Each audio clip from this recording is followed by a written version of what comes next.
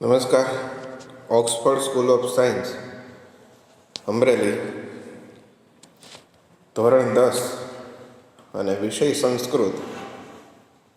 એમાં 15મો પાઠનો અભ્યાસ આપણે કરેલો હતો, જય પરાજય વાહ. ત્યાર પછી સીધો 19મો પાઠ આવે છે, કેમ કે 16, 17 અને 18 3 પ્રકરણો આપણા અભ્યાસક્રમમાંથી રદ કરેલા છે.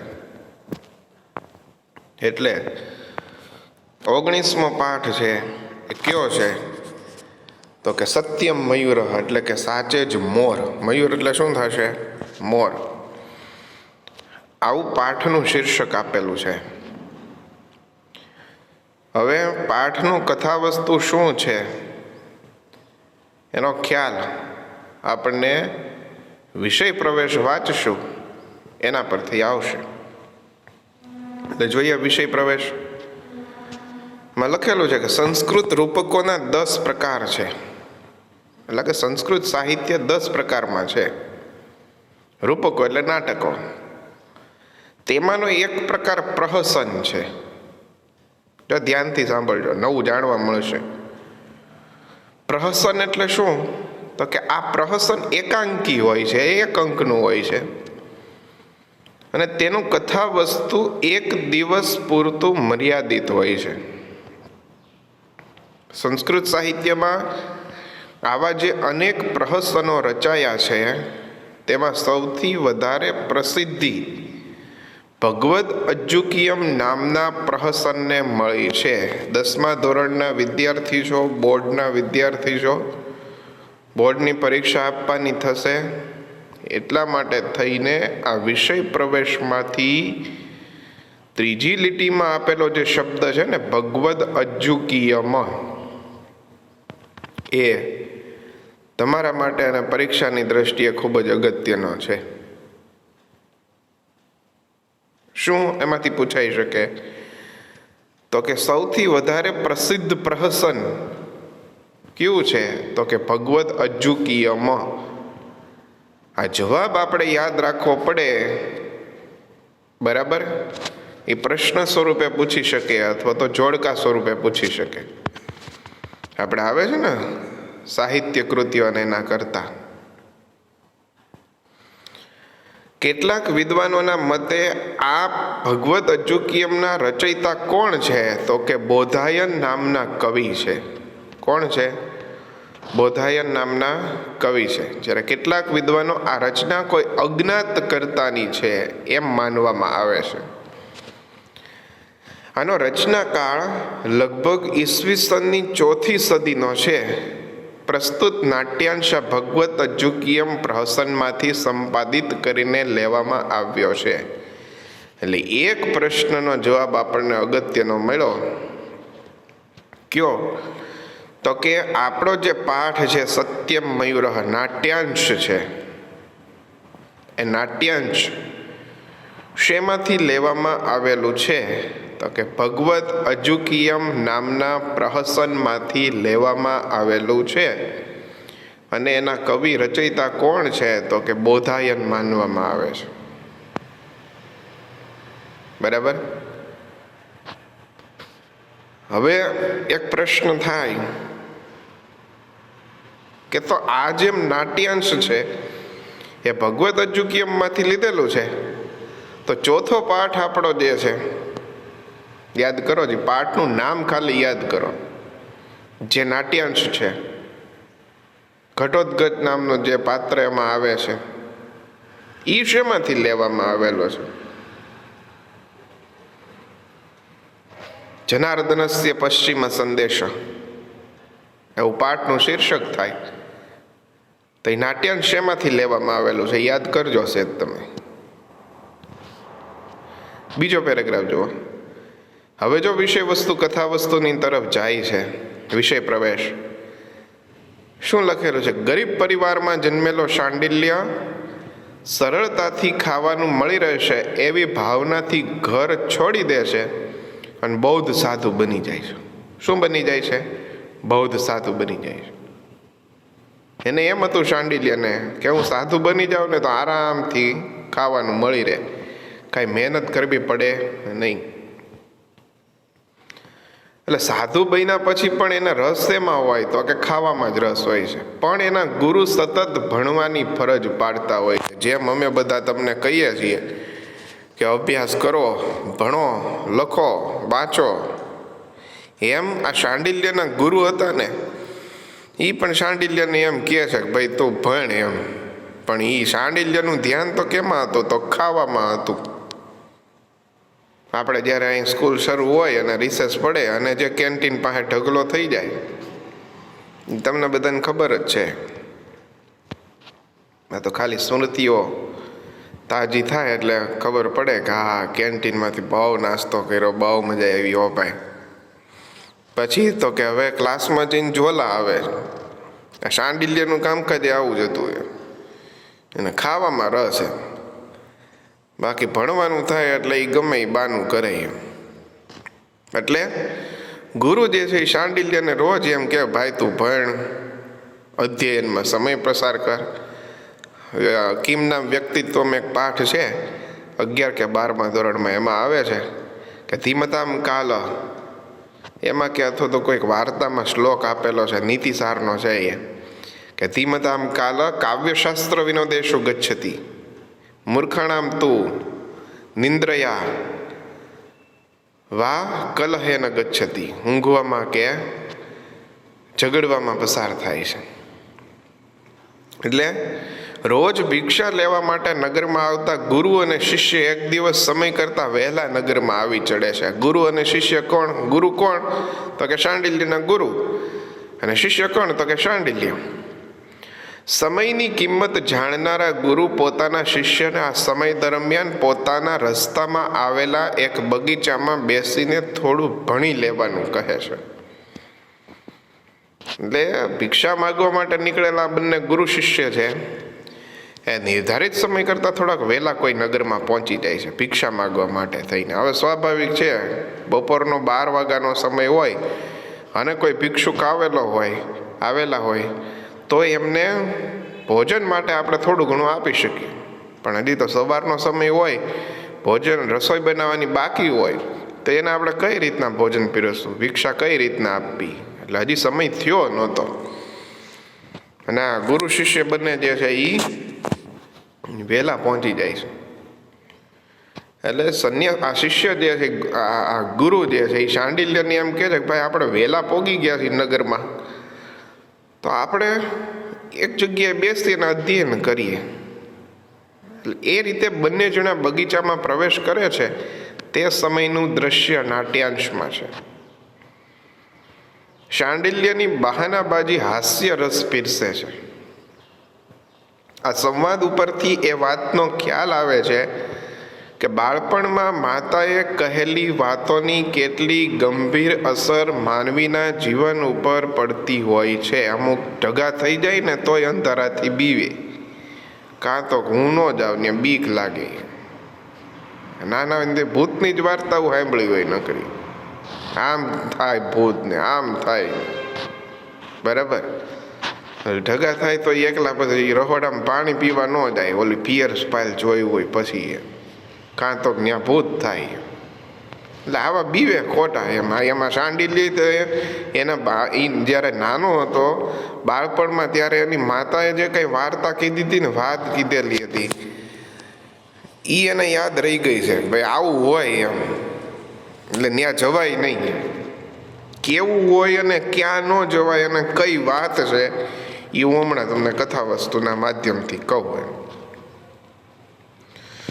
લખેલું છે કે માણસ ગમે તેટલો મોટો થઈ જાય તો પણ માતાએ કહેલી વાતોથી તેનામાં જે સંસ્કાર પડી ગયા છે તે દૂર થઈ શકતા નથી. વળી વિદ્યા શા માટે ભણવી જોઈએ એ પ્રશ્નનો ઉત્તર પણ અહીં આ સંવાદમાં, આવતા સંવાદોમાં મળી રહે છે. એટલે વિષય પ્રવેશમાંથી તમે એટલું રાખો યાદ કે આપણો નાટ્યાંશ જે છે ને સત્યમ મયુરઃ, એ ભગવદ અજ્જુકીયમમાંથી લીધેલો છે. અને એના રચયિતા કોણ મનાય છે તો કે બોધાયન નામના કવિ મનાય છે. ને આપણા નાટ્યાંશમાં કોની વચ્ચે સંવાદ આપેલો છે? તો કે ગુરુ અને શિષ્ય વચ્ચેનો સંવાદ આપેલો છે. શું સંવાદ થાય છે? બહુ સરસ મજાનો પાઠ, મજા આવે એવું છે. આમ તો પાઠનું નામ સાંભળીને જ તમને મજા આવી હશે. એ સાહેબનું નામ આવ્યું જો. એટલે ઘણાને એમાં શું આવતું હોય. ને જો આ શિષ્ય જે છે એ આમ કયો બે હાથ જોડીને ગુરુ પાસે ઊભો છે. જ્યારે ગુરુ એમ કહે ને કે ભણમાં બે, એટલે કે એ નથી મગજમાં બેસતું એમ. બરાબર. એટલે આપણા નાટ્યાંશની શરૂઆત ક્યાંથી થશે? તો કે ગુરુ અને શિષ્ય જે છે કોઈ નગરમાં વહેલા પહોંચી ગયા છે, અને વહેલા પહોંચી ગયા હોવાના કારણે એ ગુરુ શિષ્યને એમ કહે છે કે ભાઈ થોડુંક અધ્યયન કરે, એમ આપણે બગીચામાં બેસીએ. એટલે શાંડિલ્ય એમ કહે છે, ગુરુ આ શાંડિલ્ય જે છે એ એમ કહે છે કે ભો ભગવાન ઇદમ ઉદ્યાનમ, હે મહારાજ આ ઉદ્યાન છે. તો સંન્યાસી કહે છે કે આ સંન્યાસી એટલે પરિવ્રાજક, એટલે સંન્યાસી થાય, જેને આપણે ગુરુ તરીકે ઓળખીએ. એટલે સંન્યાસી કહે છે તો પ્રવેશ કર, આ ઉદ્યાન છે ને બગીચો છે તો તું પ્રવેશ કર. આવું કોણ બોલે છે? સંન્યાસી. કોને કહે છે? શાંડિલ્યને. એટલે શાંડિલ્ય કહે છે કે હે મહારાજ તમે જ પહેલા પ્રવેશ કરો, હું તો પછી પ્રવેશ કરીશ. આ શાંડિલ્યની બહાનાબાજી ચાલુ થાય છે. એટલે સંન્યાસી ગુરુ કહે છે કે કેમ ભાઈ, તું પહેલા પ્રવેશ કર ને હું પહેલા પ્રવેશ કરું, તું પહેલા પ્રવેશ કરે, એમાં શું ફેર પડે? એટલે શાંડિલ્ય જવાબ આપશે કે પૌરાણિક્ય મમ માતુઃ શ્રુતમ અશોક પલ્લવ અનંતરમ નિરુદ્ધો વ્યાગ્રહ પ્રતિવસતી. બહુ સરસ મજાનું વાક્ય લખેલું છે. શાંડિલ્ય જવાબ આપે છે કે હું પહેલા પ્રવેશ નહીં કરું બગીચામાં. હું કામ ને? તો કે પૌરાણિક કથા અનુસાર મેં મારી માતા પાસેથી સાંભળેલું છે કે અશોક વૃક્ષના પાંદડાની પાછળની છુપાઈને વાઘ રહે છે. અશોક વૃક્ષના પાંદડાની પાછળ છુપાઈને રહેલો વાઘ રહે છે. તો તમે જ પહેલા પ્રવેશ કરો, હું પછી પ્રવેશ કરીશ. આવી દલીલ કોણ રજૂ કરે છે? શાંડિલ્ય રજૂ કરે છે. કોની સમક્ષ? પોતાના ગુરુ એટલે કે સંન્યાસીની સમક્ષ. સંન્યાસી કે કાંઈ વાંધો નહીં ભાઈ, હું પહેલા પ્રવેશ કરું, બરાબર, પછી તું પ્રવેશ કરજે. એટલે સંન્યાસી પ્રવેશ કરે છે બગીચામાં, અને ત્યારબાદ તતઃ પ્રવિશતિ શાંડિલ્ય, એટલે ત્યાર પછી શાંડિલ્ય પ્રવેશ કરે છે. એટલે જેવો શાંડિલ્ય પ્રવેશ કરશે એટલે એના મગજમાં ઈ જ ફરતું હતું કે ભાઈ બગીચામાં, ટૂંકમાં ઉદ્યાનમાં કે વનમાં કે એમ કંઈક પ્રવેશ કરીએ એટલે કે અશોક વૃક્ષના પાંદડાની પાછળ છુપાઈને રહેલો વાઘ હોય છે. એટલે એના મગજમાં એ જ ફરતું હતું. એની માતાએ કીધું હતું પૌરાણિક કથા અનુસાર આવું હોય ખરા એમ. એટલે બગીચામાં વાઘ રહેતા હોય. આપણે જ કોઈ દી બગીચામાં વાઘ જોયો નહીં, બરાબર. પણ આ શાંડિલ્યના મગજમાં કરી દીધું એક કે ભાઈ ત્યાં વાઘ હોય ત્યાં જવાય જ નહીં એમ. એટલે આ સંન્યાસીને કે પહેલાં તમે પ્રવેશ કરો પછી હું પ્રવેશ કરું. એને કેવો જીવ વાલો હતો? જીવ બધાને વાલો હોય. તો સંન્યાસીને ખબર હતી કે અહીંયા કાંઈ આ બગીચામાં આવા ઉદ્યાનમાં કાંઈ એમ વાઘ હોય નહીં એમ. તો એ શાંડિલ્યના મગજમાં એ જ ફરતું હતું કે હું નો પ્રવેશ કરું. સંન્યાસી કાંઈ વાંધો નહીં, હું પહેલાં પ્રવેશ કરું, લે ને ભાઈ તું ભણતો હતો, બરાબર. એટલે શાંડિલ્ય જેવો બગીચામાં પ્રવેશ કરવા જાહે એટલે મોટેથી બૂમ પાડીને એમ કે અવિહા અવિહા, અરે રે અરે રે, વ્યાઘ્રેણ ગૃહિતોસ્મિ, વાઘે મને પકડો છે. વ્યાઘ્ર મુખાત મામ મોચયથ, વાઘના મુખમાંથી મને છોડાવો. અનાથી વ્યાઘ્રેણ ખાદિતો અસ્મિ, અનાથની જેમ વાઘ મને ખાઈ રહ્યો છે. ઇદમ ખલુ રુધિરમ પ્રસ્તરવતી કંઠાત, ઇદમ ખલુ કંઠાત રુધિરમ પ્રસ્તવતી, આ ખરેખર લોહી, આ ખરેખર ગળામાંથી લોહી વહી રહ્યું છે. લ્યો, આ શાંડિલ્યને ક્યાંથી કેસેટ ચડી ગઈ રામ જાણે, બરાબર. એટલે અવિહા એટલે અરે રે એવું કહે છે. ત્યાં ખરેખર કોઈ હતું જ નહીં, પણ શાંડિલ્યને એમ થાય કે ખરેખર ઓ મને વાઘે જ પકડો એમ. કેમ કે એની માતા પાસેથી એણે સાંભળ્યું હતું અવિહા અરે રે વ્યાઘ્રેણ ગૃહિતોસ્મિ, વાઘે મને પકડ્યો છે. વ્યાઘ્ર મુખાત મામ મોચયથ, વાઘના મુખમાંથી મને છોડાવો. અનાથ ઈવ વ્યાઘ્રણ ખાદિતોસ્મિ, અનાથની જેમ વાઘ મને ખાઈ રહ્યો છે. ઇદમ ખલુ કંઠાત રુધિરમ પ્રસ્રવતી, આ ખરેખર ગળામાંથી લોહી વહી રહ્યું. કેવો ખોટો હાવ, વાત જવા દે. મને એટલું એવું સાહેબે મને માર્યું કે મને લોહી નીકળી ગયું. લ્યો આ શાંડિલ્ય એ જ કરે છે કે મને વાઘે પકડવો ને મને ખાઈ જાય છે અને મારા ગળામાં લોહી વહે છે, એવું મને વાઘ ખાઈ જાય છે. લ્યો એટલે સંન્યાસી કે ભો શાંડિલ્ય ન ભેતવ્યમ એશ ખલુ મયુર. ભાઈ આ વાઘ નથી મારા વાલા, આ મોર છે. અને મોર કઈ એવી રીતના તમને ન માર નાખે કે તમે ગળામાંથી લોહી નીકળવા માંડે, બરાબર. એના ગુરુ એને સમજાવે છે ભાઈ શાંડિલ્ય બીમાં ન ભેતવ્યમ વિદ્યાર્થ કૃદંત છે ત્યાં. તવ્ય ઇતવ્ય અનિય અને ય, ડરવું ન જોઈએ. એશ ખલુ મયુર, વાલા તો મોર છે ભાઈ, તું એમ ખોટી ચિંતા કરમાં અને મગજમાંથી કાઢ નાખ કે ઉદ્યાનમાં વાઘ હોય એમ. મૂળ એને ભણવું નહોતું. કોને?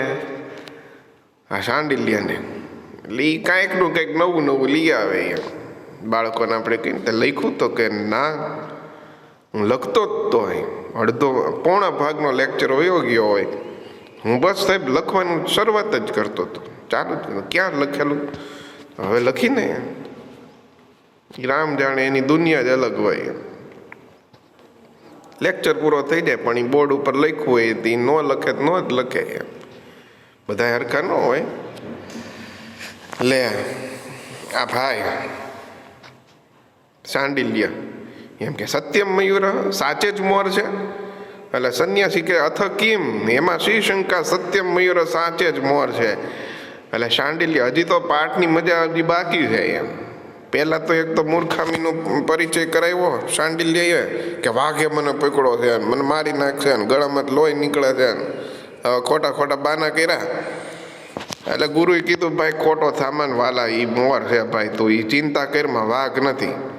એટલે શાંડિલ્ય કે સત્યમ મયુર, સાચે જ મોર છે. જો પાઠનું શીર્ષક આવી ગયું સત્યમ મયુર.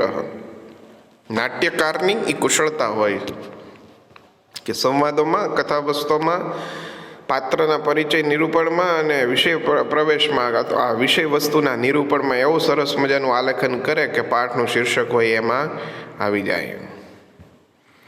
એટલે શાંડિલ્ય કહે છે સત્યમ મયુર, સાચે જ મોર છે. એટલે સંન્યાસી કહે છે અથ કિમ, ભાઈ એમાં શ્રી શંકા, સત્યમ મયુર સાચે જ મોર છે. શાંડિલ્ય કે યદિ મયુર તરહી અક્ષિણી ઉદ્ઘાટયામી, જો મોર હોય ને તો હું આખું ખોલવું, આખું બંધ કરી દીધી એમ. સંન્યાસી એના ગુરુ કે છંદતઃ, ભલે ભાઈ તું આંખ ખોલ અને ખોટો થામા, એ મોર છે, ચિંતા કરમાં. એટલે શાંડિલ્ય કે અવિધા, અરે રે જો આ સરસ મજાનું સાંભળ. અત્યાર સુધી બીતો હતો આ શાંડિલ્ય કે વાઘે મને પકડો, મને મારી નાખો ને ગળામાંથી લોહી નીકળે છે અને મોર હતો. એટલે હવે શાંડિલ્ય શું કે અવિધા, અરે રે દાસ્યપુત્ર વ્યાઘ્રહ મમ ભયન મયુર રૂપમ ગૃહિત્વા પલાયતે. સમજાણું એને ખબર પડે. શાંડિલ્ય શું કહે છે કે દાસીપુત્ર વાઘ છે, એટલે કે બિચારો વાઘ છે ને, એ મારા ભયના કારણે, મારા બીકના કારણે, મારા ડરના કારણે મોરનું રૂપ લઈને ભાગી ગયો. ભાઈ બીતો તો તું આંખો તે બંધ કરી દીધી હતી, વાઘે ક્યાં બંધ કરી હતી આંખો? એવું છે બધું.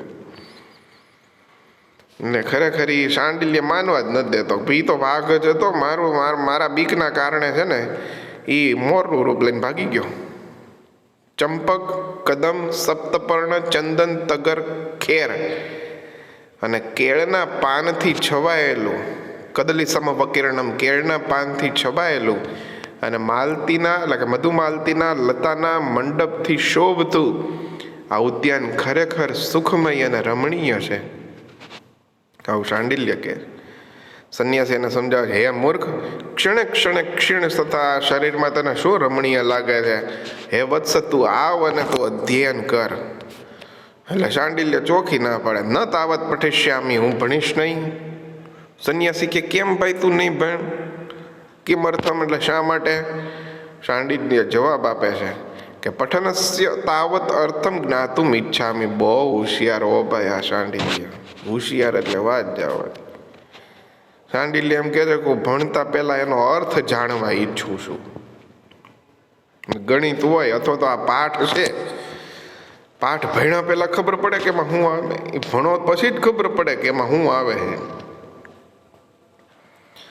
એટલે સંન્યાસી બહુ સરસ મજાનો જવાબ આપે છે કે પઠિત પાઠે અપી કાલ અનંતરમ વિજ્ઞેય ભવંતી પઠનર્થા. એટલે કે જેમણે પાઠોનું પઠન કર્યું હોય છે ને એમને પણ યોગ્ય સમયે પઠનના અર્થો જે છે એ જાણવામાં આવતા હોય છે. તેથી પેલા પાઠ ભણે ને પછી ખબર પડશે કે કઈ રીતના અભ્યાસ થાય છે. એટલે શાંડિલ્ય હામાં જો પ્રશ્ન કરશે કે પઠન એને કેમ ભવિષ્યથી, ભણવાથી શું થાય? બરાબર. એટલે સંન્યાસી જવાબ આપે છે કે શૃણુ, સાંભળ, પઠન વિના વિદ્યા ન પ્રાપ્યતે. એટલે ભણ્યા વિના વિદ્યા પ્રાપ્ત થતી નથી. આ બધાને લાગુ પડે છે, મને તમને બધાને. ભણ્યા વિના વિદ્યા પ્રાપ્ત થાય નહીં. અને વિદ્યા પ્રાપ્ત ન થાય તો શું પરિણામ આવે? તો વિદ્યા વિના નરણામ ધ્રુવમ સૌખ્યમ ન જાયતે. એટલે વિદ્યા વિનાના મનુષ્યને ચોક્કસ સુખ પ્રાપ્ત થતો નથી. અતઃ આથી ધર્મ અર્થ મોક્ષેભ્યો, ધર્મ અર્થ અને મોક્ષ માટે વિદ્યાભ્યાસમ સમાચરેત. એટલે કે વિદ્યાભ્યાસ કરવો જોઈએ. ભણવું જ જોઈએ ભાઈ, ભણ્યા વગર હાલે નહીં. એટલે ગમે એટલા કોઈ બહાનાબાજી કરે કે નથી ભણવું ને ઓનલાઈન છે ને કંટાળો આવે છે, કંઈ પૂરું થાય કંઈ નિશા. ઘણા મનમાં એવું હોય કે નિહાળ ચાલુ થાય, સ્કૂલ ચાલુ થાય ત્યાં આપણે ભણીશું, અત્યારે નથી ભણવું. સ્કૂલ ચાલુ થાય પછી કેવું પરીક્ષા આવશે ત્યાં ભણવું, અત્યારે નથી ભણવું. પછી કેવું પહેલું પેપર જાય ને પછી ભણવાનું ચાલુ કરવું, એમાં આખું વર્ષ નીકળી જાય. એટલે એવું ન કરાય. જ્યારથી જે અધ્યયનની પ્રક્રિયા શરૂ છે એની સાથે આપણે જોડાવવું પડે. એટલે ટૂંકમાં આ પાઠનું વિષય વસ્તુ જે છે ખૂબ જ સહેલું છે. અને જેટલું પાઠનું વિષય વસ્તુ જે છે એ સહેલું થાય છે એટલું જ એનું ભાષાંતર પણ સહેલું થાય છે. પાઠ એટલે કે નાટ્યાંશ છે. અને હા, આ તમારા નસીબ જો સારા હોય તો આ નાટ્યાંશ છે ને એ તમને ભાષાંતરમાં પૂછાઈ જાય. ખ્યાલ આવે? કેમ કે તમે જુઓ, આપણે હજી તો આ ખાલી કથા વસ્તુની જ ચર્ચા કરેલી છે, વિષય વસ્તુ છે એની જ ચર્ચા કરેલી છે. પણ ભાષાંતર હજી આપણે શબ્દસહ જોશું એટલે તમને ખ્યાલ આવશે કે કેટલું સહેલું થાય. જો પ્રવિશ અગ્રતઃ પ્રવિશ એટલે પહેલા પ્રવેશ કરો. ભો ભગવાન એટલે હે મહારાજ, ઇદમ ઉદ્યાનમ એટલે કે આ ઉદ્યાન છે, આ બગીચો છે.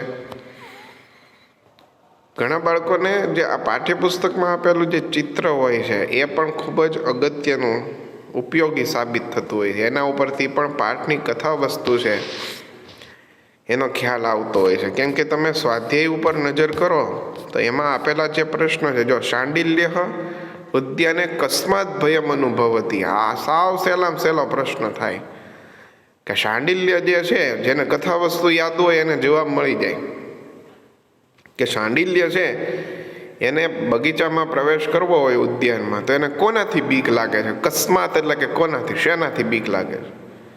ચોરથી બીક લાગે તો કે ના ના. સિંહથી બીક લાગે તો કે નહીં. કોનાથી બીક લાગે? પરિવ્રાજક એટલે સંન્યાસીથી બીક લાગે તો કે ના. કોનાથી? તો કે વ્યાઘ્રાત, વાઘથી બીક લાગે. તો એ સાવ સહેલો જો. અને બીજું તમને જો ગુજરાતી પ્રશ્નો પૂછેલા હોય ને, જો આ રહ્યું માતૃભાષા એમ ઉત્તરાણી લિખત એવું લખેલું છે તો કે શાંડિલ્ય ઉદ્યાનમાં પ્રવેશ કરતા કેમ ભય અનુભવે છે? લ્યો જી, તમે જવાબ આપો જી. શું કામ ભય અનુભવે છે? તો કે ભાઈ એની માતા પાસેથી શાંડિલ્યએ નાનપણમાં એવું સાંભળ્યું હતું કે પૌરાણિક કથા અનુસાર અશોક પલ્લવ અનંતરમ નિરુદ્ધો અશોક વૃક્ષના પાંદડાની પાછળ છુપાઈને રહેલો વાઘ રહે છે, તેટલા માટે થઈને એ ઉદ્યાનમાં બગીચામાં પ્રવેશ કરતા એ બીવે છે. એટલે ટૂંકમાં આ પ્રમાણેના પ્રશ્ન જવાબ ખૂબ સહેલા છે. પાઠનું ભાષાંતર પણ સહેલું થશે. નેક્સ્ટ વીક લેક્ચરની અંદર આપણે શબ્દશઃ ભાષાંતર જોઈશું. નેક્સ્ટ વીક લેક્ચરમાં મળશું. ધન્યવાદ.